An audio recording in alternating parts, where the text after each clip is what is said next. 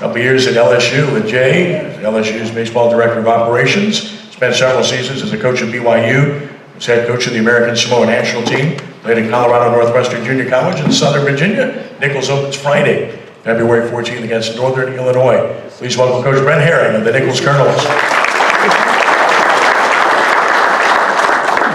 This guy was a really good player back in the day at Archbishop Shaw. Went on to Northwestern State. Similar success there. And he enters his second season now as the head coach of Southeastern Louisiana. Spent 7 seasons as the head coach at Northwestern State. Led the Demons to a Southland Conference title in 2018. Previously served at Alabama as an assistant. Southeastern opens at home Friday, February 14th against Lindenwood. Please welcome Coach Bobby Barbier. Bobby. Well, Brent, welcome. Obviously, it's a great opportunity for you, and you inherit a program that's had really good success most recently, haven't you?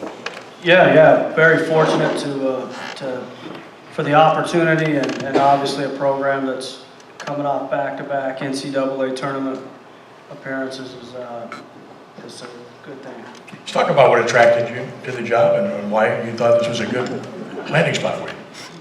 Well, I mean, there's 300 Division I head coaching jobs in the country, so I think all 300 of them are valuable and great.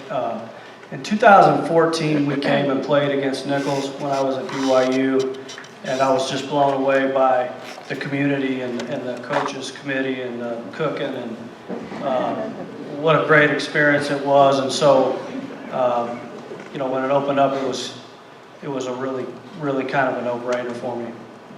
So you walk in, you see what you have. I know the transfer portal's alive and well, and they come and go, and there's some challenges where that's concerned, but you have to like what you see of your team going into the season. Yeah, so when I took the job, I laughed because I called Jay. I'm like, hey, I got 9 players. So, luckily the transfer portal and I guess years of knowing JUCO coaches and different things, we were able to go out and put together a team. But yeah, we're excited about our group. We're excited to build on the foundation that's been built, and we'll see what we got February 14th. And you got a first-hand look at them last year when you saw them, so you had a pretty good idea. This is a pretty good baseball team, right? Yeah, no doubt. I think thinking back to our recruiting meetings at LSU, Eddie Alvarez was one of the scarier guys that we prepared for. He was hitting 400 with like 15 homers at the time, and so they've had great players there, and I think we're going to try to carry on that tradition of bringing in really good players. Good conference too, and you got Bobby who's going to speak next. You got Dax here, and Southland, very competitive league, isn't it? Yeah, I think the strength in the conference is just like the depth of the conference. I feel like every team in the league is competitive. There's not a weekend that you think, man, we should go in and this should be an easy weekend. There's none of those. Every weekend is going to be a grind, and I think the talent level is very even. It's a great league, and you're playing down here, like has been mentioned, in Louisiana and Texas. Those are baseball hotbeds, so there's plenty of good players. Harvard on the Bayou, Nicholls Colonels. Coach Brent Haring, give a round of applause. Bobby Barbier, second year, Louisiana guy. I mentioned high school at Shaw, and of course at Northwestern State. And it's tough to leave your alma mater, but you've been competing against Southeastern, and you saw the possibilities, and you're from South Louisiana. Just talk about coming back to South Louisiana and what kind of decision it was for you. You're right, it's hard. I mean, the relationships you build when you play at a place and then you stick around there and you leave and come back is, they're like none other, but also I'm a South Louisiana guy. So it wasn't hard, to be honest, as far as my family's 45 minutes from us now. My daughter gets to see her grandparents, all the time. I have 3 living grandparents of mine that she gets to see. So that part of it was a no-brainer. And then we got a true college town. That's an hour up the road, and it's a really neat spot. We get great crowds at games. Guys that have played against us here. The atmosphere is great. it's just been a really neat transition, and going into year 2, we're really excited about it. Jay and I swapping checks the last 2 days. What's it like having an athletic director that's a baseball guy and fully understands what it is that you do? Yeah, and I don't want to give him too much credit, but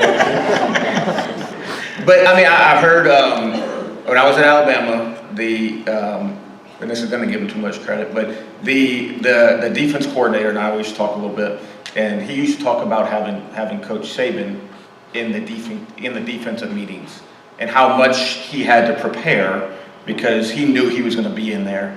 And I'm not saying Coach Jay is Coach Saban, but having somebody in that office above you that knows what it's like, that knows when he comes out to practice what it's supposed to be like every day, and then for me to lean on, and just have him asking questions and doing the things that get the local stuff, that you need to figure out when you get to a school like that. But he's been wonderful. Joe had a father figure that was a tremendous influence on him as a coach. You have a father figure, albeit football primarily, a state championship coach, a great college coach at Nicholls, and just talk about the influence he's had on you as a coach and as a person. Yeah, I just talked to him in the parking lot. He was getting out of the woods. He was deer hunting this morning. But he's wonderful. I mean, there's no words.